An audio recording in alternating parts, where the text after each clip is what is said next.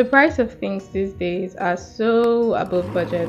I was craving a very luscious tomato stew, but I couldn't afford the ingredients, so I improvised. Always remember that you are the odogo of your kitchen. You get to put whatever you want and you remove whatever you want.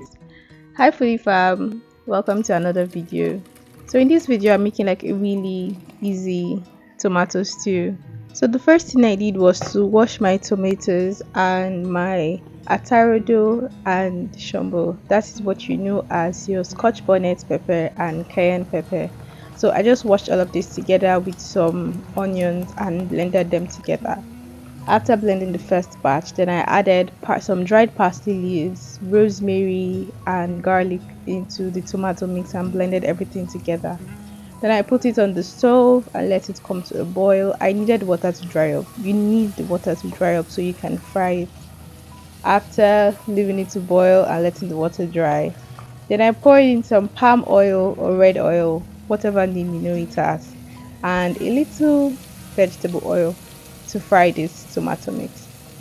Then I added some curry powder and thyme and fried it together with tomato mix. When I stirred this for about 5 minutes or 7 minutes thereabout, then I added water, stirred it together so that the base does not get burnt. Then I added more water to this stew. And then I added some meat stock that I had in my fridge. I'm pouring it in the pot because I had to defrost it. I just put it in the pot and heated it up. Then I added this to the stew, added seasoning cubes, added salt, and covered it, let it boil, and this is what we have. When you try out this recipe, please don't forget to tag me. Don't forget to like, subscribe, leave a comment. Subscribe if you've not yet subscribed. Bye guys.